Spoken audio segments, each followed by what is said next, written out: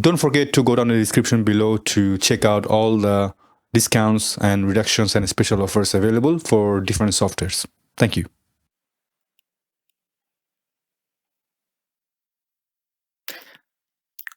Let's take a look at the new DxO PhotoRAW 5. Now, I have this window open, and before we move on to adding images to show you the results, I'm going to take a look at the preferences right over here. So just to make sure that everything is in good state, of course, because otherwise you don't want any kind of fussy problems in the middle of an edit. So language, English, auto selection. I have the NVIDIA old but kind of efficient.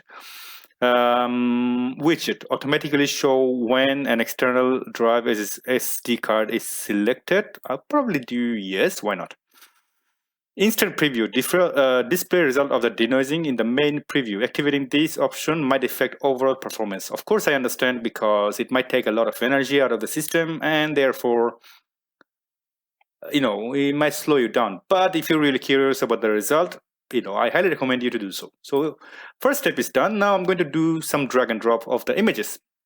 So I've got these 3 images right here. I don't know if I can make it even bigger. I probably cannot, but I'm going to zoom in. So I've got an image, 3 images. So first image, this one, it's all 3 are from the same camera, a very old EM5 first version with the highest ISO available, like ISO 20,000. So Micro Four Third 20,000, old generation of the Micro Four Third. So it's noise as hell. Let me just open it for you so that you can actually see the result by yourself. Give me a second. So you can see that if I zoom in, not this one, if I zoom in, probably it's going to zoom in for you. And you see the result of it. It's quite noisy, super duper noisy. No, not this one, I apologize. This one. So this is the result of a 20,000 ISO. Let me get it right. So here's the histogram and EXIF 25,600. What I did though, I made sure the exposure is right. You see the important part here. My recommendation to you, no matter how noisy is an image, make sure that your exposure is correct and it's well focused. It will help your noise reduction software quite a bit. Now, this is the second image of exact same EXIF. A second, 25,600. However, this time the histogram is underexposed. So this is where you get to see exactly why I said that it is very important, regardless of your ISO, make sure it's well focused. This one is not well focused. So now, to have a better comparison, what is better than taking an image with correct exposure? For instance, histogram is pretty sick, very well, and you have the EXIF at the base ISO of 200. So therefore, it is very well exposed and beautiful color. I love Micro Four Third, especially the Olympus colors. They're beautiful. So you have one image, perfectly, low ISO and well exposed. You have other image, well exposed but very high ISO. You have another image, everything is strong, underexposed, too noisy, and it just it's better be one of your precious image in order to spend your time to recover this. Otherwise, wasting your time is not worth. So now let's get to the fun part, comparing. So I'm going to close this window, open the PureRAW, and then select all this image. I'm gonna make it small, make it side by side, and then drag and drop all 3 of it, because it says drag and drop images and folders. So I do all of it. And immediately you see that there is a DxO module. Choose the equipment used to take 3 photos, like low ISO, underexposed, ORF. So this is going to download automatically all the modules, because the DxO modules are needed to apply custom optical correction specific to your equipment. So save, and then let's get to the fun part by the comparing it. So I'm going to first do this image. I don't know how it shows. I'm trying to select these buttons. I don't know what they mean though. So I select one, and you have 2 buttons: process with preview right there. And remember, if you do process versus process with preview, process will do processing, and process with preview might take a little bit time though. What I'm going to do though, to save time, I'm going to select all of it with Control A in my computer, and I'll do process, and then we're going to export all 3 images into the same folder to compare side by side. So 3, 2, 1, process. Now, when you click process, you have the preset of DeepPrime. This is going to go to the DeepPrime, and obviously because it's made for re-edit, like a further editing. Essentially, you export them as DNG, then you edit them in your preference software, would be Microsoft, Adobe Lightroom, or Adobe Photoshop, or Affinity Photo, or Capture One, Silky Pix, etc., etc., etc. You know, you understand what I'm getting at. Idea is that you should export them in DNG. But now, what if I want to export them as JPEG? Just because, but it doesn't give you the option of the JPEG. It's going to export them as DNG. However, in the new version, you have DeepPrime 3, obviously, and then you have the DeepPrime XD3 XTrans beta. So they now officially support the XTrans for the XD3, but that's going to be a future video for my Fuji images. So I'm going to stick with that. So I'm not going to export JPEG because I can't. And there, it's going to allow you to do some correction. For example, denoising, demosaicing. You can select this button to modify them. You have the optical corrections. It's going to be done automatically, and advanced setting. So what is going to do, for instance, is specifically the image in the middle that underexposed are going to do some luminance correction. And then if I click this button, it will open a window over here. So luminance to 40, force details, optical correction, standard, and you have strong, hard. I would stay with standard. You know, what's the point? Then you have, what else? You have lens sharpness optimization, standard 2. And apply. Actually, I just figured out that I can export JPEG, which is a good news, because in this case, is this very, very particular case, I don't need DNG. I need just a JPEG because of the sake of comparing. Because this video, I would normally export them in DNG, but in this particular case, I would definitely need no more than JPEG, just to show you the original result. Now you have another button. This says Smart Lighting, which if you select DNG, it does not provide you, because DNG is a RAW.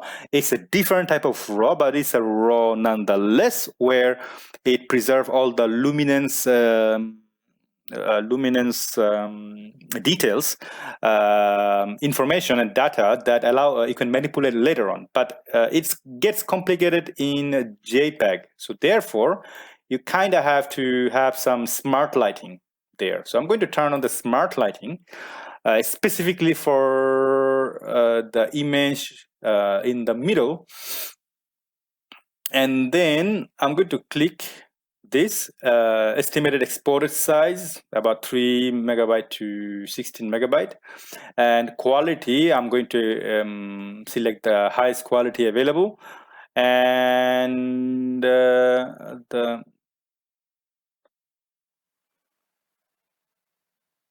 don't export after processing. So you can either do that, or you can select a software that could be, let's say, the Lightroom. That could be anything. At this case, at least, I could do like Affinity Photo. I don't need that because I've got DxO Photolab, the latest version. So I don't need that. But you have the option of exporting directly to a software, which is fantastic. I'm exporting them in my original folder. Apply.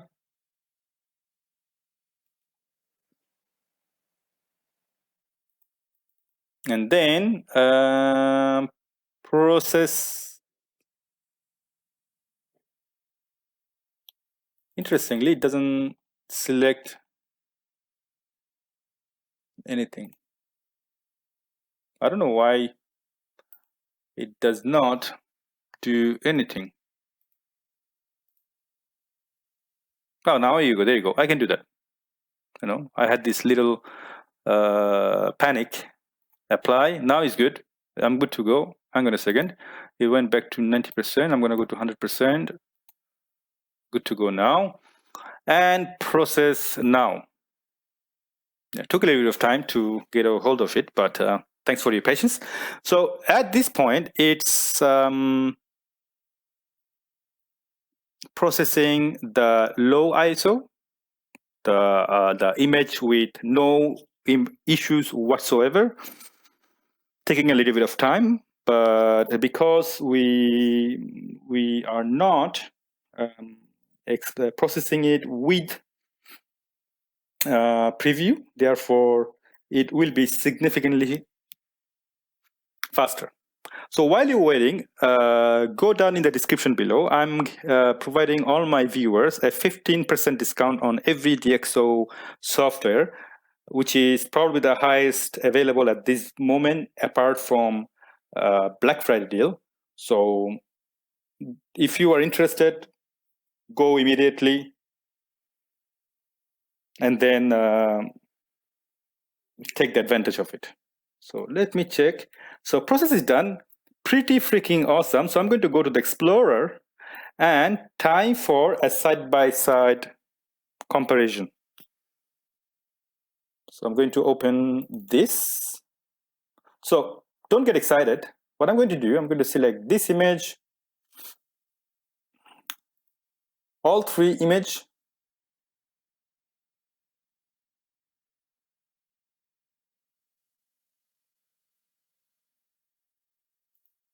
and open them side by side. Well. So let me show you all three of them from the side. So JPEG, hang on a second, I opened the wrong image. My humble apologies. So low ISO, high ISO,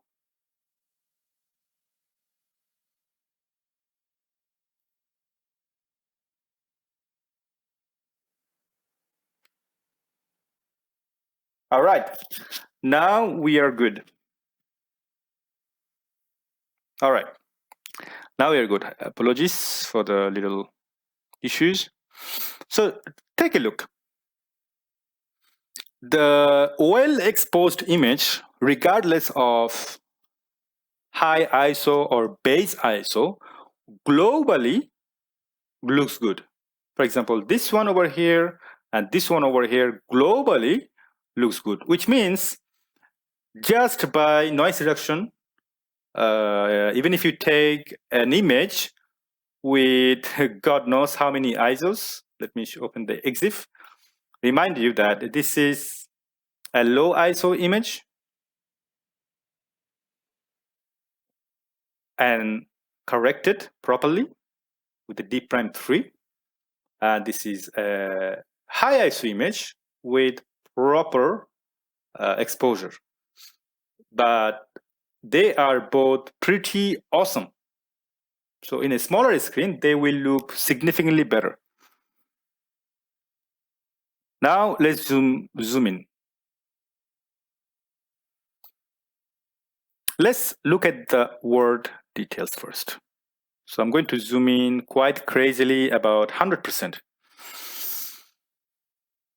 So there is no separate sharpness has been used. Especially, you see the finger thumb of this book in the image with the low ISO and correctly exposed versus, of course, again, I remind you, missing a little bit of sharpness, but that's totally fine. You can always add a little bit of sharpness. That's not the problem of the software. That's a lens that I used. It's a kit lens, so I'm not surprised. Now, our important part is details here. So let's dig in again quite a bit. Zoom in even more. You see that DeepPrime XD3 did a phenomenal job, even with an image that is quite complicated, very complicated. And I'm not even going to waste your time explaining this because you can see it. But the thumb of the well-exposed image versus the high ISO well-exposed image are almost close enough. The benefit of the image on the left, that just a touch of sharpness and you can get more details back, where it might be difficult with the high ISO image. Now, the small details, they are both satisfactory. What about the writing? Again, different result, but the DxO DeepPrime XD3 did a phenomenal job in a high ISO image with the text details. About the, now I'm going to take you to somewhere interesting, the blur area. Like imagine you took a photo with the background blur. This is where you see the difference between the problem with the high ISO image, that you might have this type of a tint, like a pinkish tint, that can be modified separately by some with the Photoshop or even with the DxO local adjustment. But nonetheless, you have that possible issues. At the shadow area, for instance, in the corner,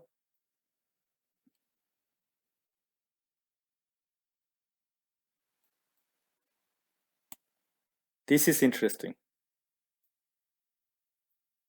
You see the shadow area also in the high ISO seems to be quite grainy. Do I not like it?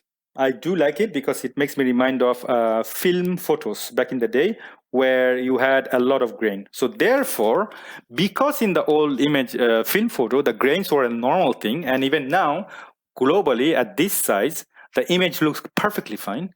I don't have any complaint. Even if you have to print an image with massive size for the wall, I don't think that this grain going to impact your artistic quality at all, because first of all, nobody cares as long as it's well exposed, beautiful color, and perfectly sharp.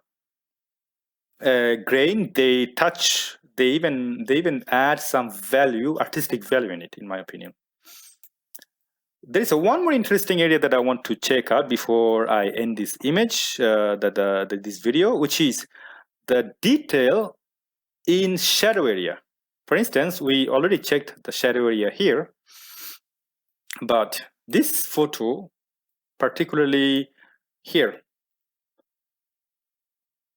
the text are in the shadow are quite complicated to recover. If you look at in the middle, that it doesn't even exist. However, though,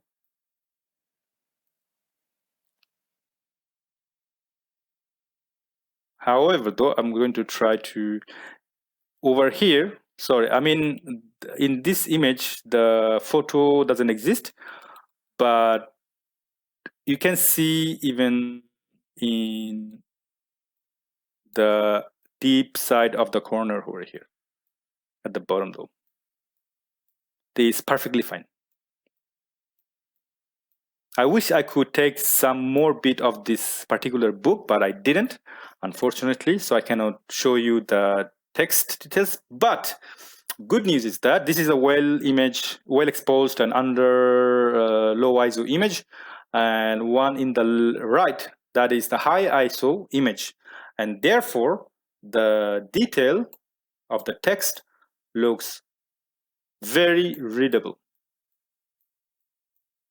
So I'm going to end this this video with a good note for DxO DeepPrime, that it is beautiful. I love it. What is this warning? Browse more comfortably with your optimized pictures, hide unprocessed images. Okay, there you go. So very useful, very fast, very quick, and I highly recommend you to try it out before buying it. And I'm sure you'll be very satisfied because it's just super simple to use. You don't have to break your head to go to the manual, but reading a manual is always a good idea to do. So go to the help section and always read the user guide. It will take you to the guide that very, very helpful. Shout out to the DxO team for doing such a great job, and to the photographers. Enjoy photography, take care of yourself, and bye-bye. All right, before we start this video, first of all, I would like to say that I speak and explain things very slowly. And that might be a problematic for you if you're looking for a video that is very fast paced. But in my point of view, it doesn't really work because, when I have to explain the tools and the techniques, you can, catch the explanation and understand the explanation very well when somebody speaks very slowly. That's just my point of view. However, we can go down in the tool of your video and then speed it up to make the video even faster if you like. Second, it's always useful to come back to the video whenever necessary because you might forget what I just explained. And in order to revisit the video, make sure that you save the video for future reference. And third, go down in the description below and then click on the link in order to download the software. Unless you already have the software, that's fine. But if you don't have it, go down in the description below and then click the link in order to download the software to try it out by yourself. Best way to learn anything. And then if you like, I'm more than happy to provide you the raw photo that I'm using for this video so that you can practice it on your own. And that way, you will never forget any tools and you can actually learn a lot faster. Now, let's jump into the video. Enjoy photography.